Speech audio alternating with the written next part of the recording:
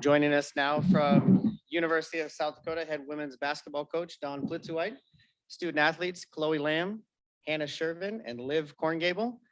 Format will be the same. You have potential for questions from the main room, and then also we're on Zoom, so you could have a Zoom question.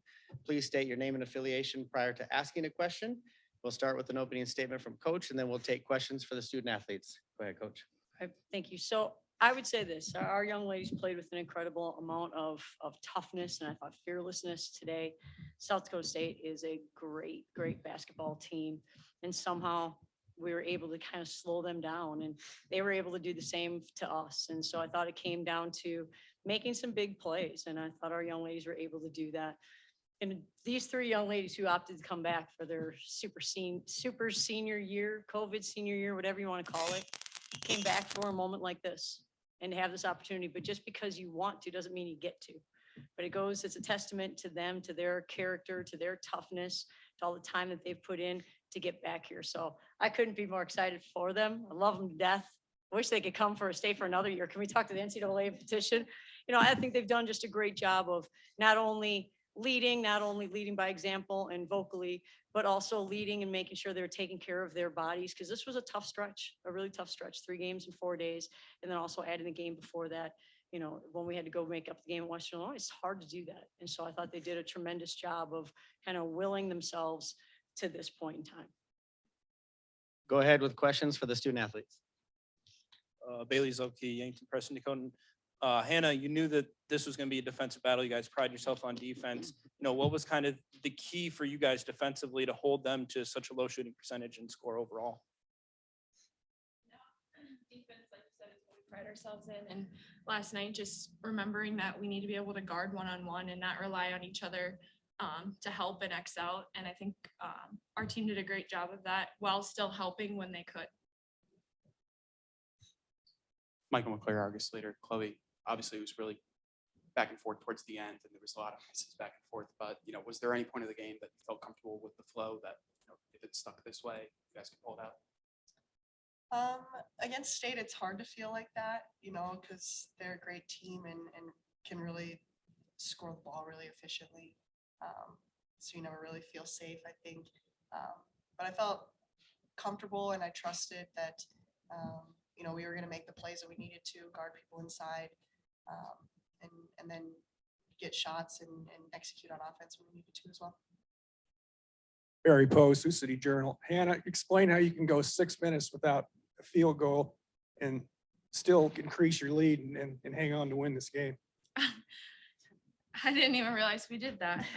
I think once again, that speaks to our defense and just relying on that to carry our offense. That if you do notice that can affect your flow, but I don't think any of us on the floor felt that. And that's a testament to how we play. It's a testament to Hannah and Kaya holding Maya Sellen, who's been real hot, over 10 in field goals. That's amazing. And Liv, for you guys, three straight conference championships. What's so special about this group of this team to kind of win 3 in a row like that? It's a unique feat. It is unique, especially because we've had different groups. We've always been together, but we've had people leave and people come in. And that experience of each group is kind of different. You each have a different flow, but things stay the same. I think that's, carried us through for 3. And obviously this was a goal for the year, but obviously now that you're moving on, I guess, what are some of the goals for the future then? I don't want to put a ceiling on what we're trying to do. Obviously, every game we want to go out there and win and compete and play at our highest level. So I think for us, it's just we need to focus on us and, fixing the mistakes that we did make, even though we did win today. Any other questions for the student athletes? All right, congratulations, Chloe, Liv, and Hannah. You guys can head back to the locker room. Thank you.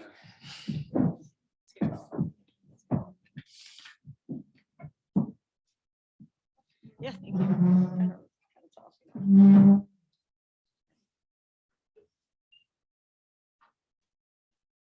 Go ahead with questions for Coach. Dawn, obviously the defensive effort was a total team effort, but What specifically do you think impact Hannah had in there? I mean, the block shots, the rebounds, it just looked like the lane was a no-go for South Dakota State with her in there. Yeah, Hannah has a huge impact on the game on both ends of the court. Her size, her length, her understanding of when to come over and help make life difficult.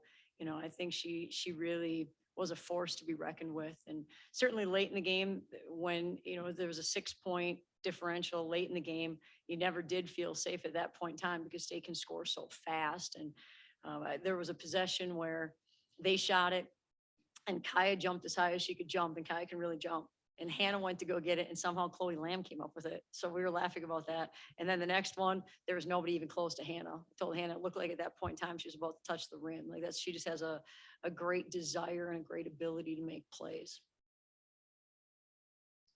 You obviously only had 1-3 at halftime, I guess, coming into the half.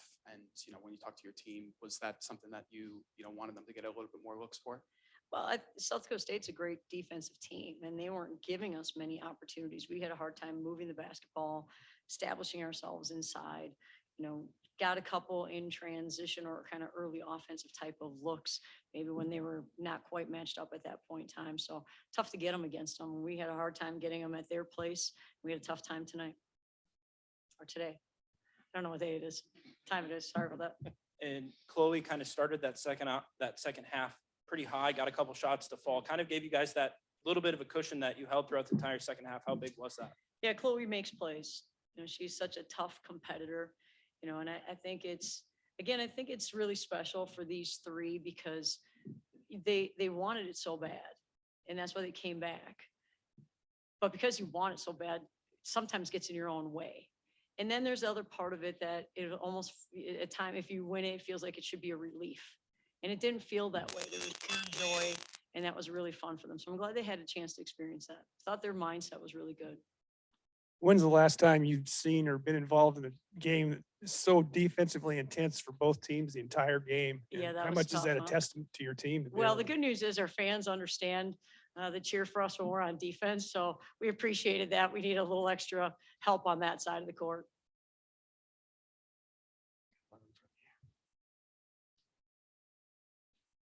You mentioned just some of the joy at the end of the game, but has this sort of become, obviously 3 straight now, has this sort of been the expectation of the program, especially with this group largely similar? Well, there are 8 teams who are here that want to do the same thing, that want to cut down the nets and want to have an opportunity to play in the big dance. And so, to be able to get to this game is really hard to do. We really had to battle. I thought UMKC played a great basketball game yesterday, and it was a struggle, and a battle to get to this point in time. So first of all, you get here, that's after playing Western Illinois, and that's a back and forth battle the whole time, and had a lead, and then they cut into it, and that's tied, and then we're high. I mean, so it was, the first part is it's tough to get to this game. And the second part is, then it's tough to win it. And it's tough to win it when you're playing against someone who is great on both ends of the court. I think South Dakota State is one of the best teams in the country in scoring the ball. They score 80 points a game. They score at a 53% clip. They shoot it. I mean, the way they shot at the beginning of the game, I thought, this is going to be tough. And so, you're playing against a great offensive team, but they can also defend at the same time. And so, yeah, we just feel really fortunate that we were able to come out on top. And there were a couple plays that Grace made, one with the shot clock winding down where she got her own offensive rebound. And then at the end of the third quarter with the lay-in at the buzzer. I mean, to have a freshman in this type of environment step up like that, how big was that?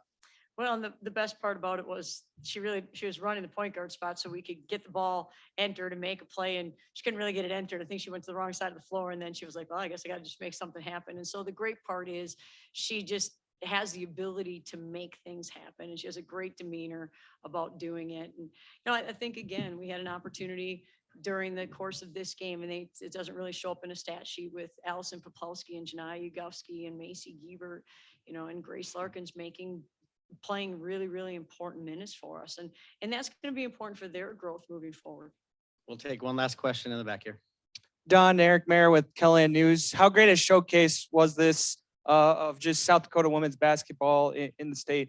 Yeah, that's a great question. Certainly, I think the fans for both teams, made this an environment that girls dream of playing in an environment like this. And I think the Summit League and all the people that put time and effort into running this event. It's first class. It's second to none. And, and everyone from the staff here at the Denny Community Center, it's really, really well done. And so our ladies are going to have an opportunity to tell their kids about this. I had a chance to coach in the Big Ten and be at the Big Ten women's basketball tournament. And this environment is just so much different. It's really, really special. And we don't take that for granted. So we really appreciate all the fans. I really do mean that sincerely, even the ones that weren't cheering for us, because it is something that's really special for our young ladies to look back at and have those memories and have all the video and all the pictures to go right along with it.